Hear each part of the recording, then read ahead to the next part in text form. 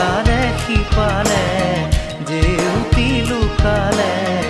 অসীম নভবা কথাও হঠাতে হয় চাগে পায়ো হেৰুৱালো বুজি পোৱাৰ আগতে